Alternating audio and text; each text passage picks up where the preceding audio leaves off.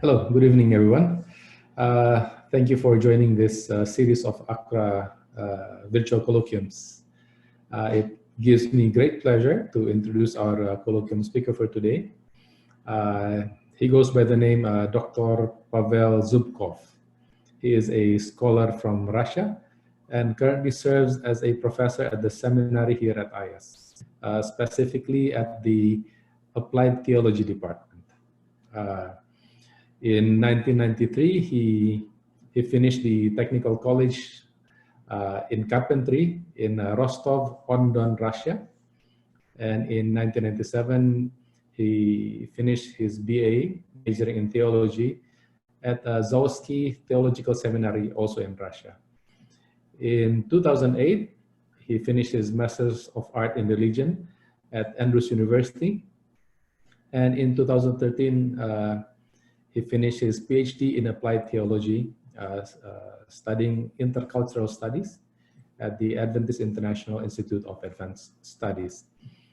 He is a person who is very passionate about research, and in his spare time, he is an avid gardener and a dive enthusiast. So may I present Dr. Pavel Zubkov.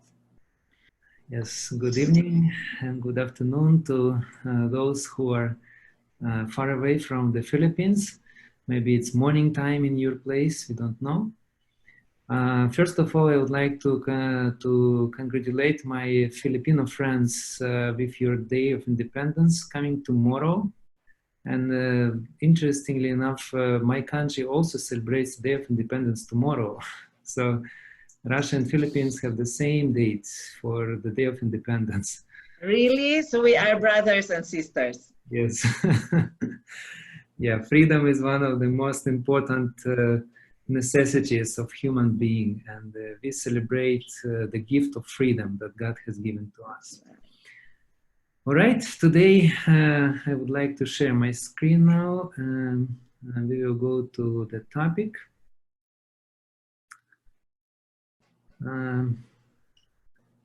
I always passionate about interviews. Interview is so much important. Let me just do something here.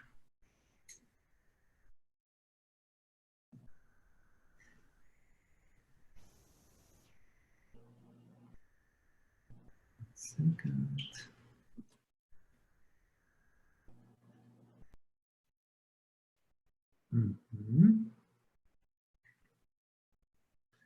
All right. Interview protocol and interview guides, formulation, validation, and pilot testing.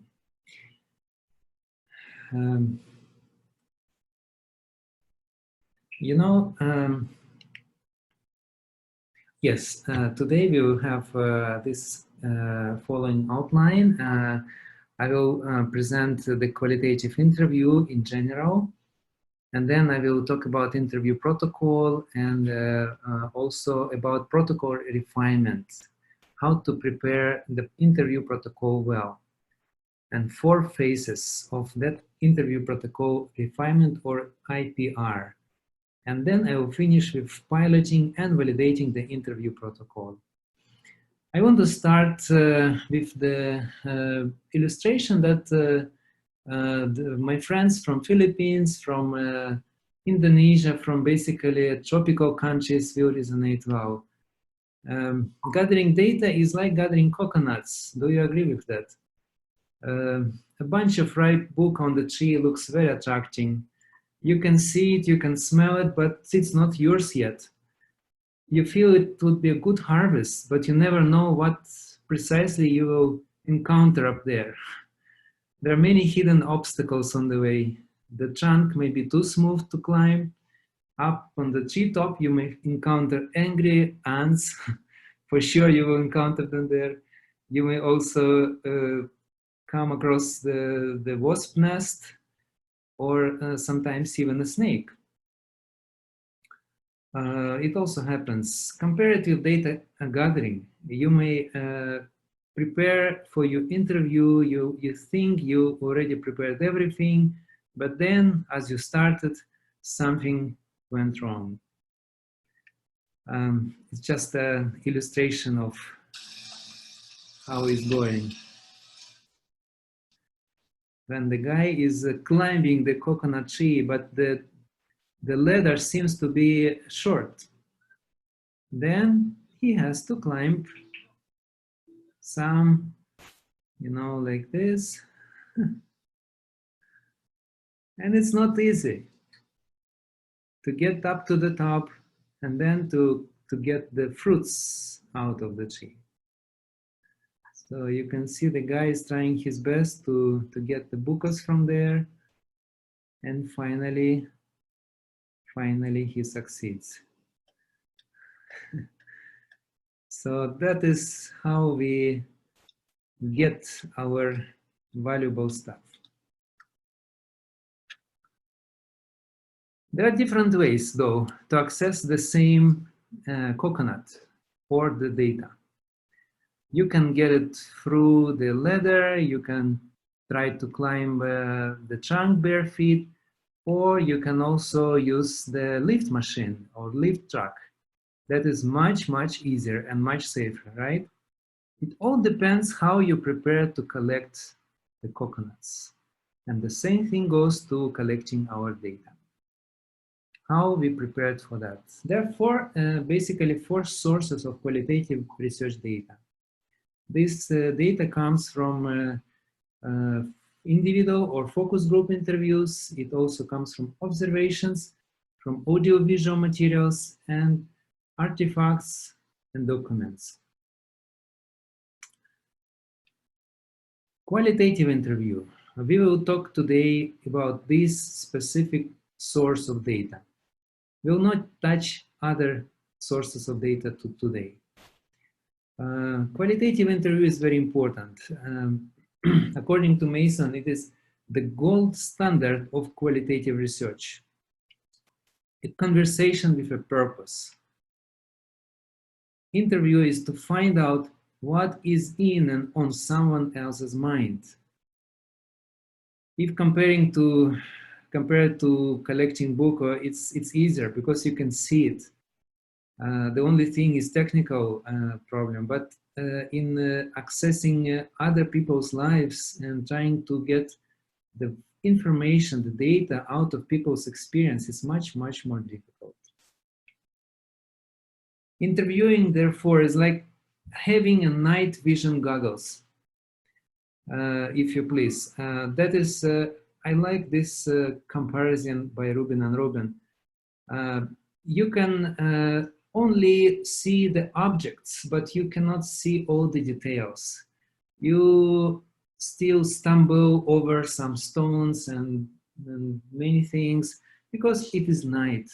So also when you enter someone's life, when you want to get something from people's life. The purpose of in-depth interviewing is not to get answers to questions. At the root of in-depth interviewing is an interest in understanding the lived experience of other people and the meaning they make of that experience.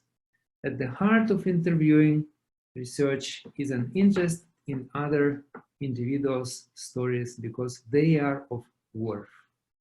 This is why, friends, we are doing interviews, because the other people's stories are worth of exploring it.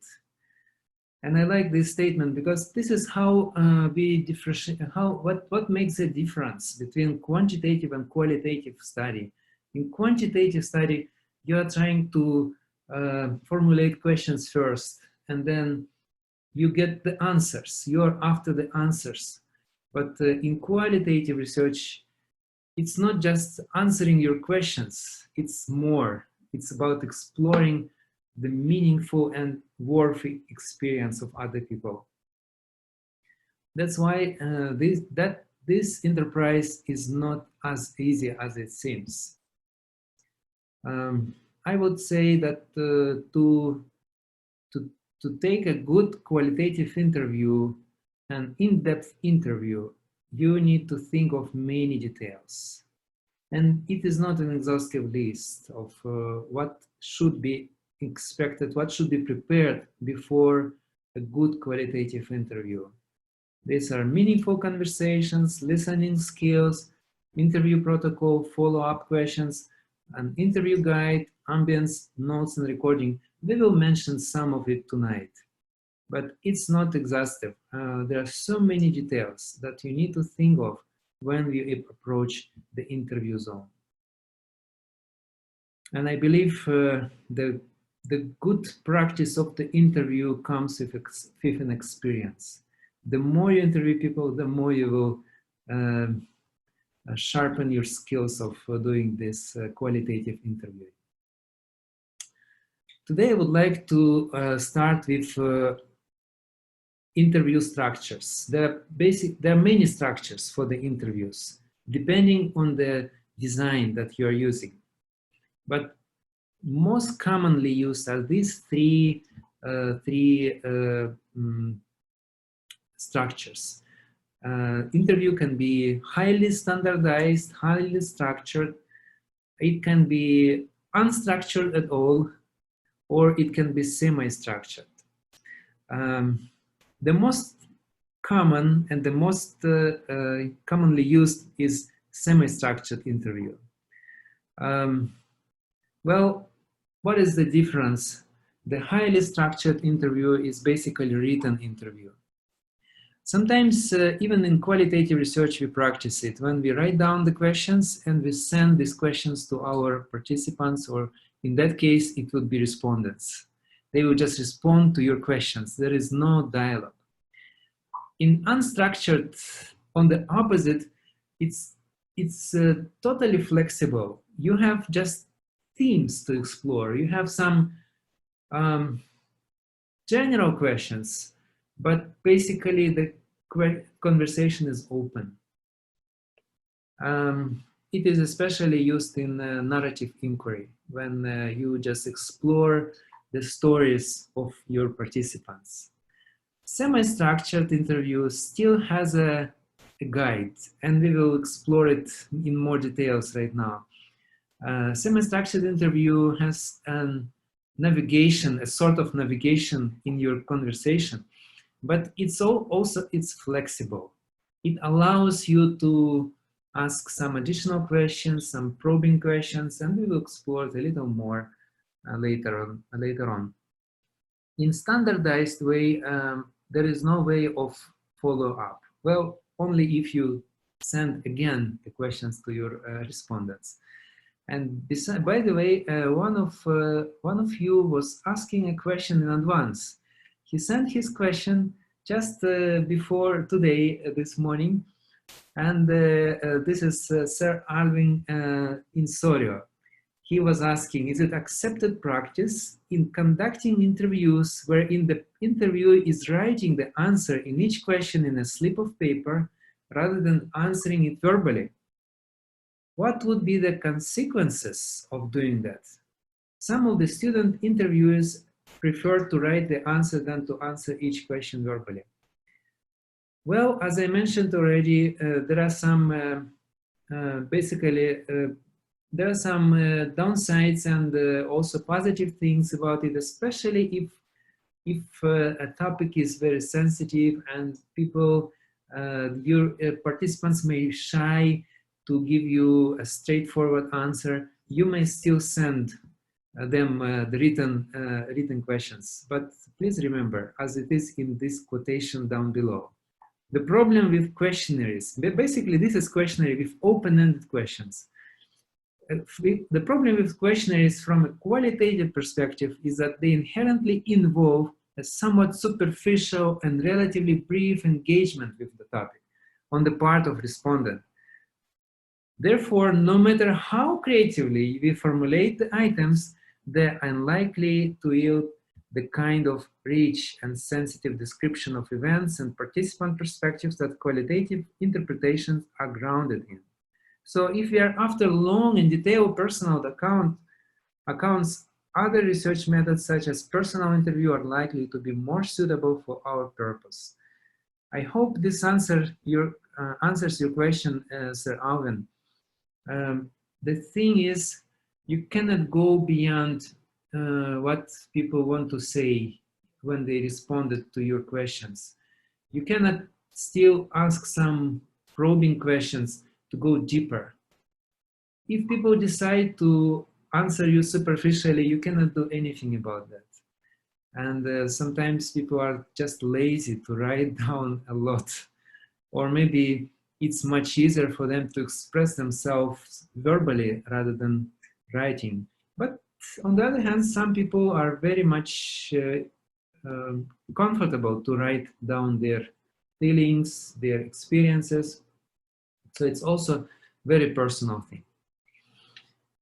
So we will go to this mostly semi-structural interview protocol, and now we will explore it a little bit more in details. How to prepare well for the semi-structural interview protocol. The semi-structural interview protocol might look like this. You may see that the protocol is something that includes everything from the beginning to the end. Beginning from your coming to see the person, your interviewee, and finishing everything until the last word is said and you're asking the last question. It is very important, especially for novice researchers, to carefully plan your interviews from the beginning to the end. It is very much advisable to write it down in a form of a protocol,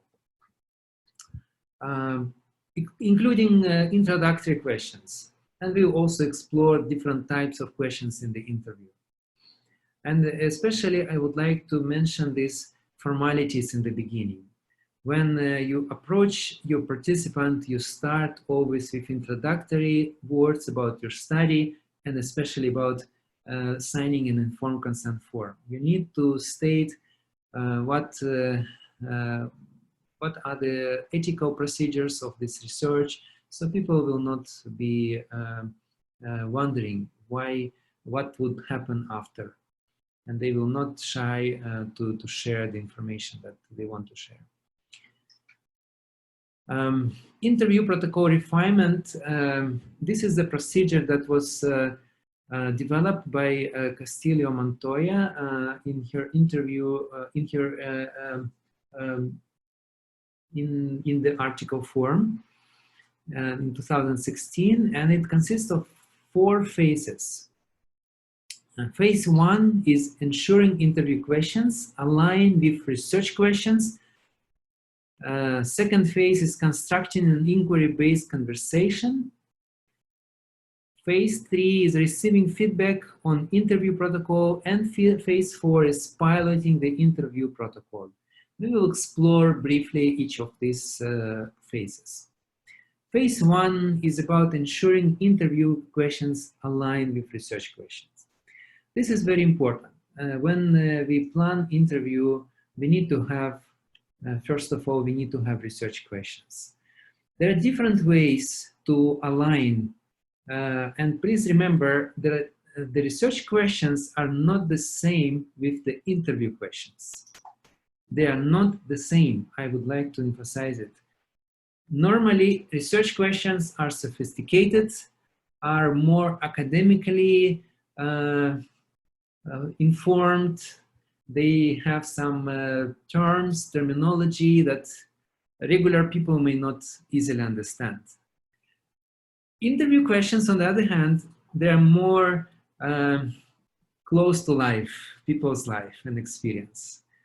As you see here, the research question is on the left, and then there are interview questions, and also please note that there are different groups of participants.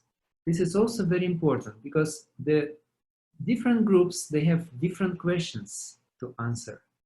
The members, they answer one set of questions. The leaders, they answer different type of questions. And other people like missionaries, they will answer also different questions. They may intersect somewhere where some questions may be the same, but some will definitely be different. It also may look like this. This is another way of, well, basically the same way of preparing the interview matrix, when you put research questions and also by groups. But in this case, it's from educational area. You may see that some groups may even not answer some of the research questions. And for that, it's good to have, as we call it, the triangulation matrix for data collection. Please remember, we have so many matrices here, but this is also very important in qualitative research. When we check every source that we have, including literature review, and we match the source with the interview question that the source will answer the best. So that is also very important, to have this triangulation matrix. But coming back, I have another way of matrix, another type of matrix, I should say. You can see here it's more general. You can see here research objectives on the left, then research questions, and followed by interview questions, and then data analysis. What will you include in your data analysis? You can also prepare this type of interview matrix. Either of them is working well. And that is the way of ensuring that you did not miss anything, and you have the clear map of your research in your mind when you start your research. You start your interviews. Now, I would like to quote this Maxwell. The development of good interview questions and observational strategies requires creativity and insight, rather than a mechanical conversion of the research questions into an interview guide or observation schedule, and depends fundamentally on your understanding of the context of the research, including your participants' definitions of this, and how the interview questions and observational strategies will actually work in practice. You can see that it's not just technical thing. Okay, I will restructure interview research question into interview question. No, you need to think from your participant's perspective. How will you ask this question? Maybe you can ask it in more flexible way, and you can start with some metaphors. You can start with some analogies that will be more clear, more understandable for your participants. Again, as you see, preparing a good interview guide and an interview protocol, and an interview guide is a part of interview protocol. It requires time, and it requires also different insights. So this is why we need to prepare and run it, a pilot test it. And later on, I will talk about pilot testing. So first phase was about developing interview guide as based on interview questions. Phase 2 in this developing the protocol is constructing an inquiry-based conversation. Inquiry-based conversation, you understand that the interview is based on our inquiries, is based on the conversation. There are different interview questions, but please remember that you should not over-sophisticate the interview questions. The questions should be brief and simple. Research questions often include abstract theoretical constructs, whereas interview questions must be simple, jargon-free, and attend directly to the interest and knowledge of the interviewers. So, as I said, the research questions are the area of the researcher. But when we prepare interview questions, we are now stepping on the participant's ground. It should be done from the participant's side viewpoint. They should be straightforward, neutral, and not leading questions. Sometimes the questions are constructed in the way that, you know, we lead our interviewees to answer. Don't you think that this and this?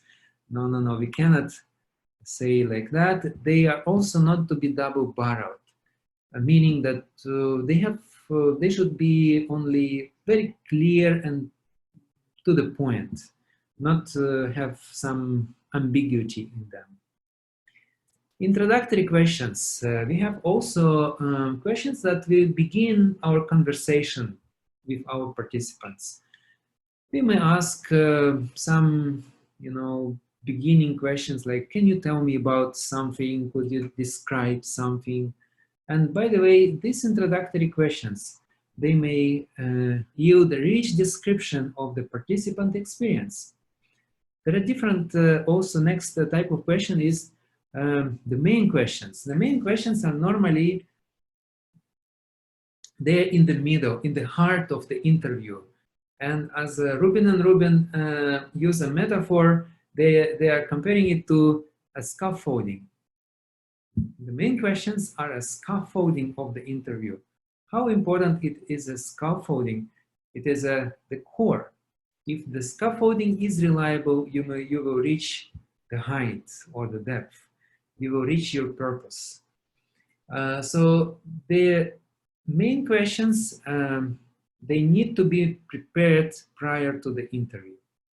Some other questions, introductory or probing questions, follow-up questions, we'll discuss it a little bit later, but they may be stated, they may be generated during the interview, but these should be prepared before. This type of question serves to address the main research problem, therefore may not be too many. That's another problem when we ask so many questions. As I advise my students, sometimes I see they prepare interview guide and I see there, you know, like 10 to 12 heavy questions. And I said, how many hours are you going to interview your participants? It may take 2 to 3 hours, but normally the main questions should not exceed 6. It is the most. It depends, of course. Sometimes the main question also can be short and easy to answer, but normally it should be less than 10, 6 or 4, it would be ideal. So it should be not too many. Also, we need to make use of probing questions. Probing questions are very important. Why do we need to use them? Because it helps us to go in depth. When we listen to something and we want to go deeper and we just ask, please tell me, what do you mean by this? Or tell me more about it. Why? How come? You may ask such a question. Sometimes even a deliberate pause will serve as a probing question. You allow your interviewer explore more, add more, maybe think deeper on what he or she is sharing. There is also a caution. We don't need to overuse probes. Sometimes if we use too many probes, then the people feel like we are interrogating them. It may lead to an over-reflexive, intellectualized interview. So be careful with that, but fairly used probing questions are very important. For example, this is as an example of probing questions. For instance, you as a researcher asking your participant, briefly describe your role as it relates to student learning and assessment. And then the probe can be like, how are you involved in teaching, learning, and assessment here? How did you get involved? You see, you are just adding something. You are getting more deeper or maybe more focused, let's say. Starting more general and then you're going more focused, like a funnel style. You go shorter and more narrow and more precise to the point of your issue. Probing questions often begin with what or how, because they invite more details. And again, why not why? Why may feel participants defensive. This is how how the qualitative writers they notice. Why is not so much likely to ask. Better to use what or how. Follow-up questions. Well, what is the difference between probing and follow-up questions? Using follow-up question means that you can confirm both that the interviewer has understood your question and you have understood the answer. In other words, that is to confirm that you're on the same page. You understood each other properly. It's not about so much to clarify, but rather than to confirm that you're on the same page. Probing questions is more about exploring deeper something. The other reason for the follow-up question may be the inconsistency in the interviewer's replies. Sometimes you notice that your participant says something that come contrary to the previous information that he gave or she gave. Then you ask, please, could you clarify why you say this and previously you mentioned something else? However, interviewers should not press on catching every inconsistency. Another problem, if we listen too much carefully and we want to catch everything and clarify everything, then we also may appear as inquisitors, and we don't want our participants to be intimidated by these inquisitive questions. And then finally, closing questions. I have about 5 minutes left. Questions that are easy to answer. In the end, please remember, in the end, you need to ask something easy. You need to bring people back to the reality. You need to end where you have just begun. Because what happened, you entered in the life of your participant, you took them to your reality to explore your issue that you were interested in. Now you need to bring people back. So provide this opportunity for people to relax in the end. Towards the end, a researcher may want to ask easier questions and provide the participant an opportunity to raise any issues that were not addressed previously. Example, you may ask, before we conclude the interview, is there something about your experience in this college or university that you think influences how you engage in your class that we have not yet had the chance to discuss? Well, it might be a little bit sophisticated. You may ask a more shorter question. That's also fine. But you got the idea. It should be easier than the main questions. Developing a script is very important. How much should we write down? Well, as I said, what is a must is the main questions. The main questions should be written down for sure. Written text, it guides you as an interviewer during the interview. It also helps in transitioning from one topic to another. You may also list your topics in your script. And developing a script can also help you prepare as a researcher for the art of keeping the interview conversational. Phase 3, receiving feedback on the interview protocol. This is also important phase to prepare your interview protocol, and that is how we do it. The feedback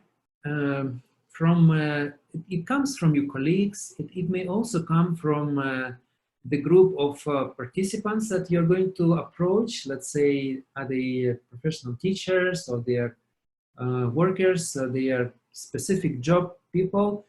Then you start probing, you start already, checking how is your interview protocol.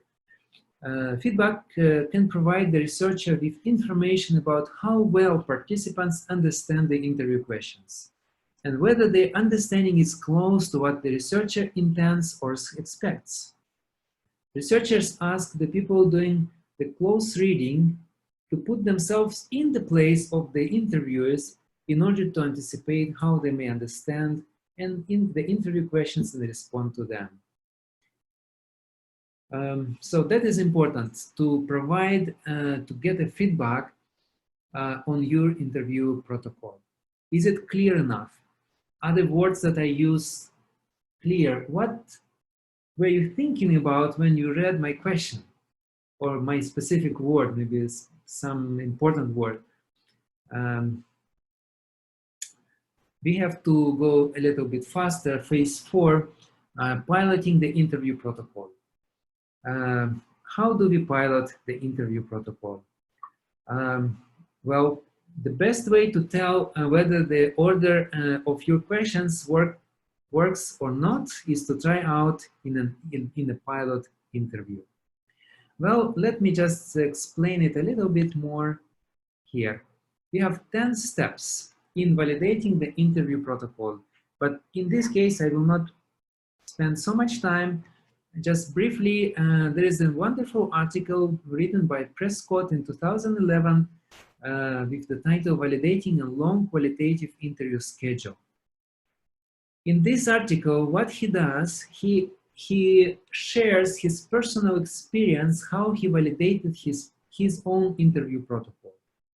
And what he was trying to do, he was teaching academics English. He was teaching English, but not just English, but academic writing in English.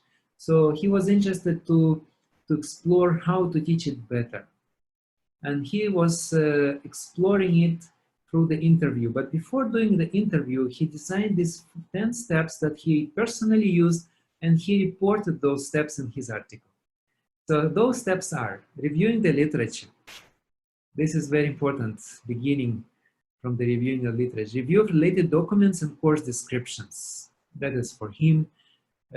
Self-reflection and self-interview. It's interesting. It is the first time I read about it. When you try to interview yourself with your own research, with your own interview questions, you try to answer your questions by yourself and see how you can do it. I mean, literally answer. You ask those questions and you write them down as much as you can. And he said when he was doing this self-interview, he wrote 6 pages for his interview questions. Imagine. That's very helpful. It helps clarify and refine our questions.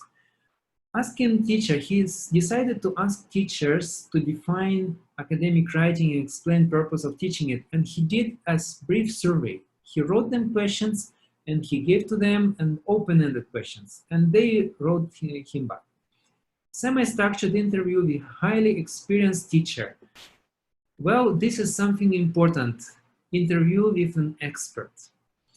Friends, when we enter some areas where we are not so much experts and we want to inquire, we need to definitely do this. Interview with an expert serves as a validation of our study. We don't have time now, but interview with the experts is something peculiar. It's more peculiar because you need to focus on the area of expertise. You cannot interview an expert in different areas. You don't use your interview guide all through and through with the expert. You only ask the expert the questions that related to his or her expertise.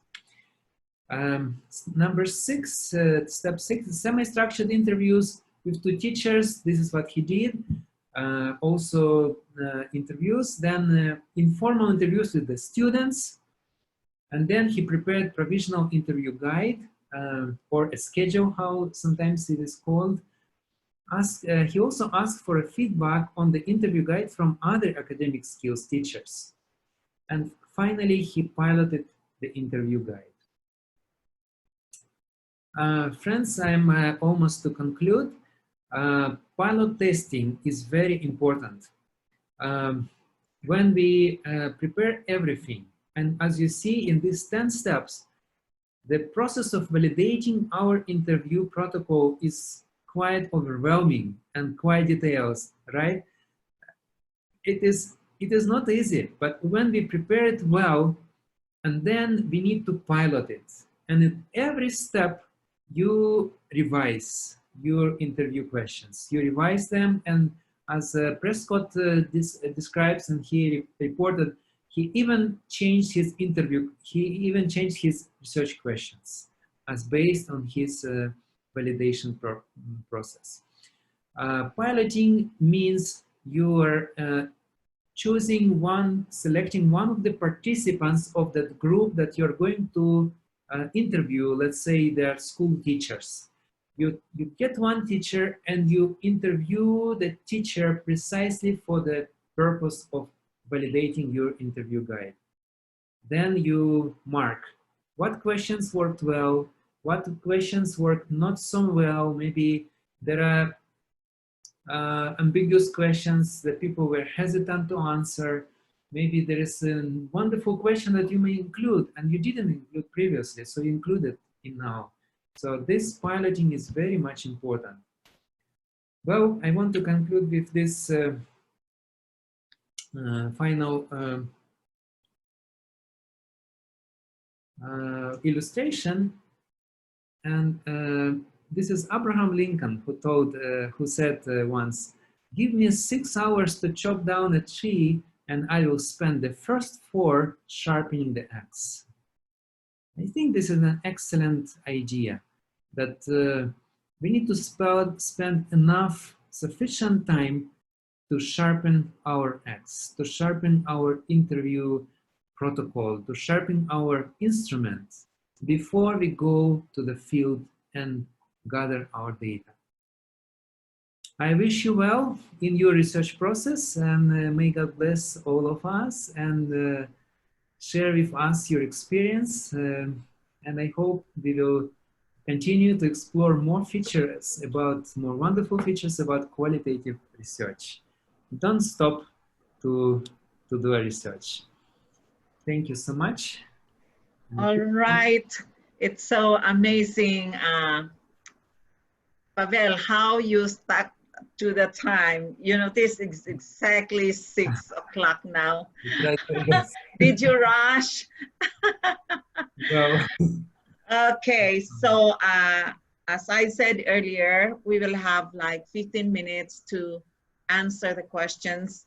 Many of you are right there staying with us, and some of you said you were disconnected due to your internet connection, but you were able to rejoin. Thank you for doing that. So now I would like to ask David, have you identified the most recurring question? Yes, yes. If Dr. Pavel could stop sharing, I'd like to share the questions. Yes. Hold on. While David is doing that, several of you have asked the questions. Are we sharing the PowerPoint? The answer is yes. We are posting in the AQRA Facebook. The AQRA Facebook is AQRA and Asian Qualitative Research Association. You go there. We will post there the PowerPoint. And David, we are also posting the recording, right? Yes, yes. Yes, we are posting the recording. Okay. Yeah, so these questions are rated based on the number of votes. So the first questions that Dr. Pavel is going to answer is the one with the most votes, and we'll go down to the ones with the least votes. So this is the first question. It's by Rodolfo Valdenaro. It has several votes. So this is the question. What are the ethical considerations in conducting interview? Well, it's a good question. There are many serious ethical considerations in conducting the interview. including asking for permission. When we start the interview, we need to make sure that people know what is going to be exposed, what are we going to use in our research, how it is going to be disseminated, and you know, we need to make sure that their anonymity and confidentiality are ensured. This is the core of ethical issues. Okay, well, some other ethical issues. We need to ask a permission to record the interview, for example. Never start with not asking people. Sometimes people are embarrassed when we start recording, and sometimes we even do a video. We need to be sensitive in that case. Another thing is there are some emerging ethical issues in the interviews. You may encounter some ethical moments of vulnerability when you start talking about some specific issue in people's life, maybe their past experience, and immediately they start crying or they start to get angry and express their anger in a very visual and obvious way. There are different ways that we may encounter these ethical moments in the interviews. So we cannot predict them all, but this is one of the most important, you know, I should say the most slippery ground for the ethical consideration when we enter in the interview. So as much as we can, as much as is possible, we need to reflect this in our informed consent form, in our proposal. But remember, we may expect some, as I said in the beginning, some snakes, some angry ants on the tree when we already enter the ground. So, okay. Yes. Yeah, thank you, Dr. Pavel. It was quite succinct. And since we have many questions coming up, so if you could make it more succinct. Mm-hmm. So yeah, that question that you answered was voted 8 times by people. So the next question is voted 6 times by our participants. It was first asked by John Calvin Sabon Solin. The question is, in the interview, how many respondents, maximum and minimum, do we need to have a qualitative study? Yes, thank you. Yeah.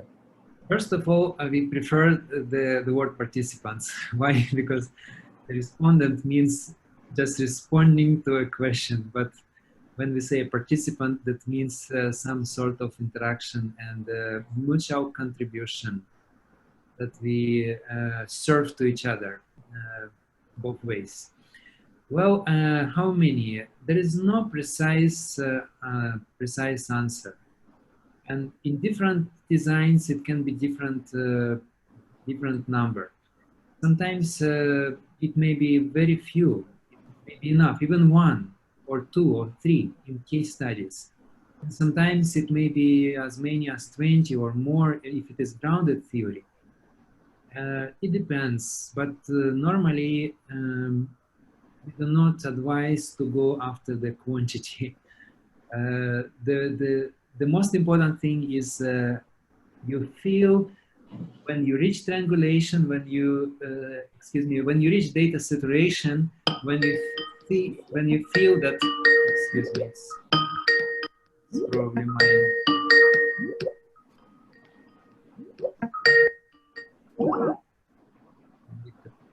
Exit the Skype. Sorry. Okay, coming back. So we may not know exactly how many do we need, but once we start, then we see how many participants do we need. But normally it's 10 to 12, not more, even less. Maybe Dr. Arceli may add something. You want me to add? Yeah, you are right. And I would like to add to your point, we usually use the term participants because of the engagement of the people we research with. Some studies, specifically phenomenology, the term actually is co-researcher. And the answer of Dr. Pavel is right. It's not about the number. I think our challenge is some thesis and dissertation committee may require numbers. Yes, like for example, I know of a dissertation committee that required 50 for a qualitative research, which is really impossible. So the principle in qualitative research is data saturation. Why is there a feedback? I'm hearing a feedback. There's a feedback.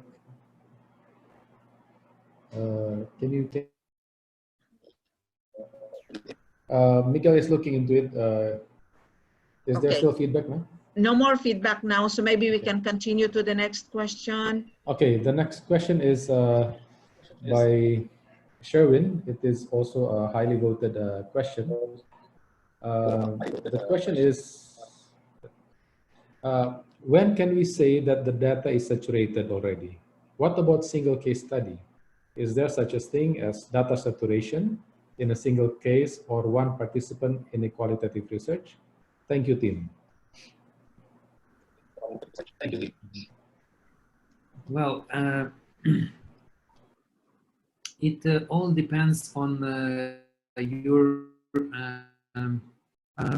theoretical preparation. When you prepared well for your study and you already explored the literature well, you explored the theories, you have this theoretical sensitivity of your issue that you're studying, then you need to be sensitive to what you hear and what you receive from your participants. So then you understand that is the time that data is saturated, but it's on your own discussion.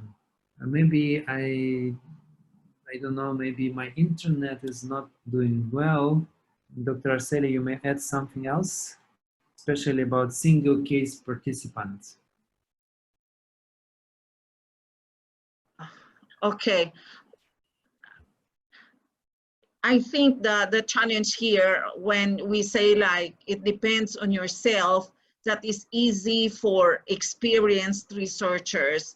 So for novice researchers, especially those who are doing their thesis and dissertation, I would like to say always consult your methodologist or your advisor. Like you show to them the data. We know data saturation has been reached because your participants give the same answers. I'll give you an example. You are working with retirees, you know, and then you say, tell us your experience as a retiree. And then you say like, okay, I want to have like 8 to 12 participants. By the way, always state your participants' sample size, I mean, in a range. Do not say, I will have 10 participants in your proposal because you can never tell. So you interview us, you have interviewed 6, they say, oh, I'm very sad, I'm very sad, I feel I'm useless. And then you go to number 7, the same answer, number 8, the same answer. In this case, this is an example of data saturation, meaning your participants are giving you the same answers to your interview questions. Yes. Yes, we need to go to the next question. Yes, next question is from Maria Mercedes. It is voted 4 times. With the present situation, would it be acceptable to conduct focus group discussion, interview via online like Zoom or Google Meet, as well as vary data gathered to the same means via email? Various, I suppose, yeah, it's various data gathered to the same means via email. Thank you. That's a very good question. I was thinking that we need to prepare a special training on that online data gathering. This is very timely and very demanded now. I believe we can use such platform as Zoom conference or Skype conference and do this group discussion. There are challenges, of course. The challenges is maybe like we are experiencing now some internet connection, and may also you may also not get this group dynamic. The group dynamic is something that is very important for the focus group discussion. I should say doing a personal individual interview online is easier than the group interview. For the group interview, there is something that works specifically when people come together and sit and listen to each other and explore and share. So, well, you may do that, but it might not be. May I add, Dr. Pavel? Personally, I have never tried. Yes, I would like to encourage you, those of you who are working toward your thesis and dissertation, you have to consult your dissertation or thesis committee, because they are the ones who will make the decision whether they will accept your data. For us here, my personal view of that is we have to be creative. We should be able to respond to the situation. We should not say we will stop doing research just because of our present situation. Yes, there are issues that we have to confront with, but let us confront these issues in ethical and intelligent and creative way. Maybe because this is, David, have you noticed, although some did not vote, but this question was asked several times by many people. We would like to say that we will consider presenting this topic like this one, virtual data, in our next colloquia. We will try our best to do a research on this one. I'm sure we do not have like much literature, but we can conduct interviews with qualitative research experts, and then we will get back to you. Okay, next question. We have 1 minute more, David. Okay. Well, thank you. This is a question that has been voted 3 times, brought by Mr. or Mrs. Rolasi.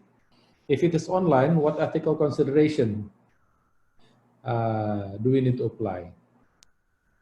Do you want to answer this one, Dr. Pavel, or do you want to say that we will address this in the next colloquium when we have that presentation on virtual data?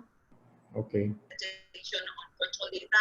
Exactly. Yes. Let's answer it in the next colloquium. Okay. Then the next, how many experts are needed to establish? How many experts are needed to establish the validity of the instrument? We don't need so many experts. We may have one good expert. This is really enough. Okay. If it is an educational, if it is an educational context, you may choose the most experienced teacher in school that served the maybe most number of years, or maybe he or she has a specific quality or qualification. It depends. So yes, no need to go after the number again. Okay, thank you. Do we still have more time? I think Dr. Arceli is adding something, but she's muted. I'm sorry. I'm saying yes. I agree with Dr. Pavel. 1 or 2, but the validator should be somebody who is an expert in the content, meaning in the topic, and also in the research design. Yeah, you have to get this combination.